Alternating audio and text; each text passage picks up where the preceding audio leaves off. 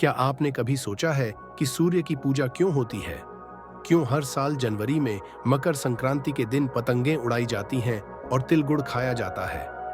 इसका जवाब केवल धार्मिक परंपराओं में नहीं, बल्कि पौराणिक कथाओं, खगोलीय घटनाओं और भारतीय संस्कृति के दिल में छिपा है। मकर संक्रांति वह दिन है जब सूर्य धनु राशि को छोड़कर मकर राशि में प्रवेश करता है। इस खगोलीय घटना को उत्तरायण कहा जाता है, जिसका मतलब है कि अब सूर्य दक्षिण से उत्तर की ओर बढ़ता है। महाभारत में भीष्म पितामह ने सूर्य के उत्तरायण होने का इंतजार किया, क्योंकि यह समय शुभ माना जाता है। इसी दिन उन्होंने प्राण त्यागे थे। मकर संक्रांति को सूर्यदेव अपने पुत्र शनि से मिलने आते हैं। शनिदेव मकर राशि के स्वामी हैं और इस दिन पिता पुत्र का मिलन होता है, जो प्रेम और संबंधों का प्रतीक है। मकर संक्रांति पूरे भारत में अलग-अलग नामों और परंपराओं के साथ मनाई जाती है। उत्तर भारत, पंजाब, हरियाणा, उत्तर प्रदेश, संक्रांति की पूर्व संध्या पर लोहड़ी मनाई जाती है। लोग आग जलाकर रेवड़ी, मूंगफली और तिल डालते हैं। प्रयागराज, हरिद्वार जैसे पवित्र स्थानों पर गंगा स्नान किया जाता है। इस दिन तिल और गुड़ के साथ खिचड़ी का विशेष महत्व है। पश्चिम भारत, गुजरात और राजस्थान।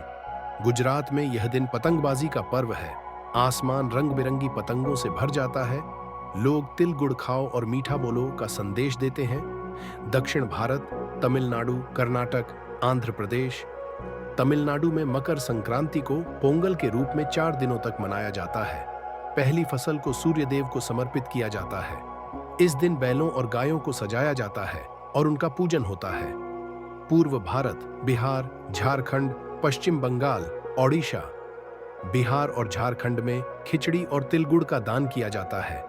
पश्चिम बंगाल में इसे पौष संक्रांति कहते हैं और गुड़ पाटली की मिठाई बनाई जाती है।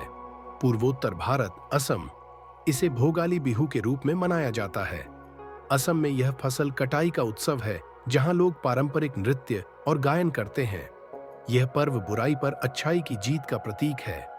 सूर्य देवता के उत्तरायण होने का मतलब है कि अब दिन लंबे होंगे और रोशनी का प्रसार बढ़ेगा। तिल और गुड़ के माध्यम से एकता और स्नेह का संदेश दिया जाता है। पतंगबाजी, पारंपरिक पकवान और सांस्कृतिक उत्सव लोगों को एकजुट करते हैं। मकर संक्रांति के समय मौसम बदलता है। ठंड घटने लगती है और फसलों की कटाई का समय आता है। यह किसानों के लिए खास तौर पर खुशी का समय होता है। मकर संक्रांति न केवल खगोलीय घटना है, बल्कि जीवन के एक नए अध्याय की शुरुआत का संकेत देती है। यह दिन हमें बताता है कि अंधकार के बाद प्रकाश आता है, ठंड के बाद गर्माहट और हर कठिनाई के बाद एक नई शुरुआत। तो इस मकर संक्रांति तिल गुड़ खाइए, पतंग उड़ाइए और इस पर्व के गहरे अर्थ को समझते हुए इसे हर्षोल्लास से मनाइए। तिल गुड़ खाओ और